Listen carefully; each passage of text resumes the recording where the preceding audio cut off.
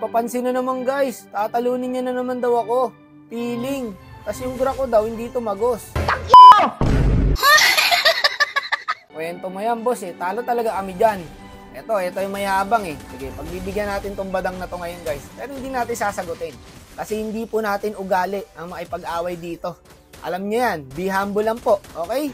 Ayan, tumatrash talk siya pero okay lang yan. Hayaan nyo lang guys. Ang sikreto lang dyan, huwag nyong pansinin. Focus lang sa game. Yung mga ganyang player kasi talaga guys, para mga pato. Takdak lang ng daktak, tak. Sa uli, wala namang bitaw. Kita mo, kahit patay, dumadakdak. Yan kasi yung technique nila guys, para sirain yung laro mo. Hanggang sa mawala ka sa laro. Kaya pukusan nyo lang guys, huwag nyo sagutin. Hayaan nyo lang. Kasi ikaw lang din maapektuhan dyan pag sinagot mo eh. Healing spree na pala si Sen. Si Sen nga pala dito guys, yung Bene. Okay, tas kasama din po namin dito yung MM, yung Granger. So, eto.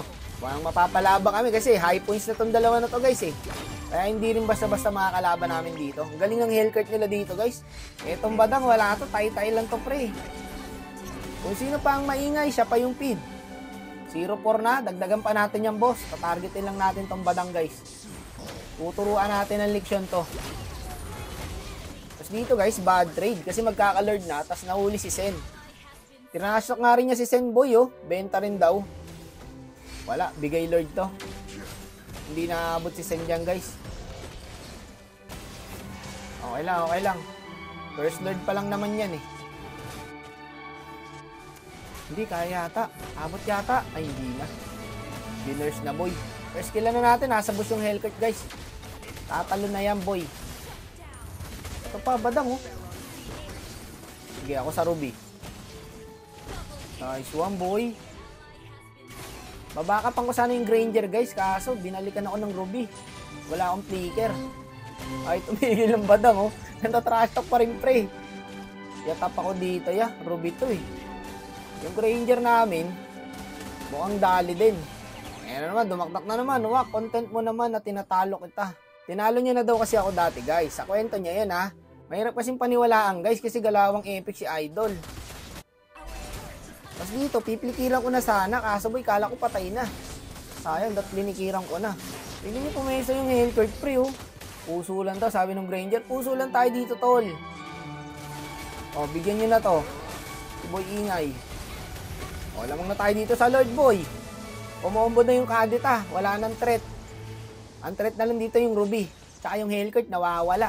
Magaling pa naman pumesto yung hellcurt pre. Asan kaya yun? O boy, huli. Eto kahit sisi na lang oh. Para hindi na mahirap sa Lord. Double fighter kasi sila guys. Ako kasi biniburst. Wala naman kaming pakialam sa'yo eh. Wala yung hellcurt pre. Ayun, nandun. Ang kailangan na natin gawin, visionan tong hellcurt. Walang Ruby kaya madali na to guys. Ngayon, anong nangyari? First kill lang ko yung badang. Kaso natonta ko ng Lord. Nakasit yung badang. Nakuha nila yung Lord.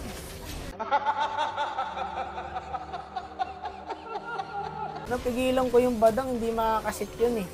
Pero okay lang. May dahilan kung ba't nangyari yung guys. Bad game lang siguro guys.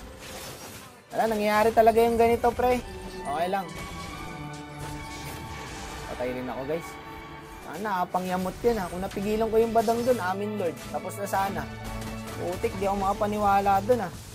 Yung Lord na yung gumawa ng paraan guys para manalo sila. Nabigyan pa yung YC pati Kagura. Kaya pa sana i-dep to. Wala na. Mahirapan na kami dito guys. Para talaga sa kanila tong laban na to. Okay lang, part of the game. Mahirap tanggapin yung ganitong pagkatalo guys. Pero ganun talaga. May nananalo talaga dito. At may natatalo. Tuwan-tuwa tuloy yung badang oh. Ang sama na ng pagkatalo nyo, tinat ka pa ng badang. Love you, Wak. Sarap mo, asarin. Hindi nakakatawa, min. Kup ka.